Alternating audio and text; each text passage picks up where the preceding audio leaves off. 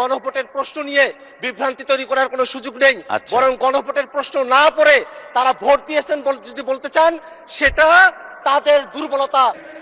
মাননীয় সংসদ সদস্য তার বক্তব্যের সময় গণভোটের 4টি প্রশ্নের কথা উল্লেখ করে প্রকারান্তরে বিরোধী দলকে অ্যাকুইজিশন অফ ফ্রডের আওতায় তিনি নিয়ে এসেছেন। তিনি বলার চেষ্টা করেছেন যে বিরোধী দলের পক্ষের লোকেরা সরকারে থেকে, অন্তর্বর্তীকালীন সরকারে থেকে তারা 4টা গণভোটের প্রশ্ন নিয়ে এসেছে, তার 2টাতে তারা হয়তো সম্মত ছিলেন, 2টাতে ছিলেন না।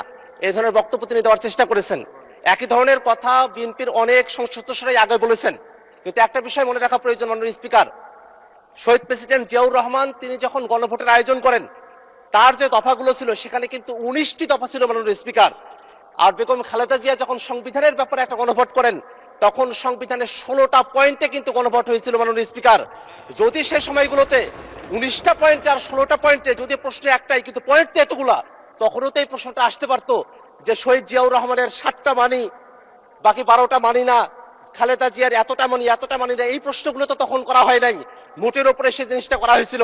আর এবার যে গণভোটের প্রশ্নগুলো ছিল সেখানে খুব স্পষ্ট করে কয়েকটা জিনিস কিন্তু ভাগ করা হয়েছে, অর্থাৎ কয়েকটা খুবই গুরুত্বপূর্ণ বিষয়। অর্থাৎ উচ্চকক্ষ পিআরের ভিত্তিতে হবে, সাংবিধানিক প্রতিষ্ঠানগুলোতে একটা নিরপেক্ষ বডির মাধ্যমে নিয়োগ হবে।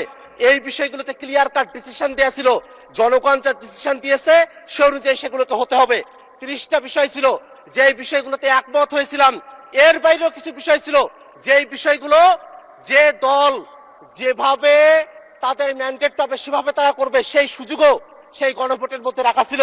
অতএব গণভোটের প্রশ্ন নিয়ে বিভ্রান্তি তৈরি করার কোনো সুযোগ নেই। আচ্ছা। বরং গণভোটের প্রশ্ন না পড়ে তারা ভোট দিয়েছেন যদি বলতে চান, সেটা তাদের দুর্বলতা, তাদের ব্যর্থতা, জনগণের উপরে সেই ব্যর্থতা। অসংখ্য ধন্যবাদ মাননীয় সদস্য।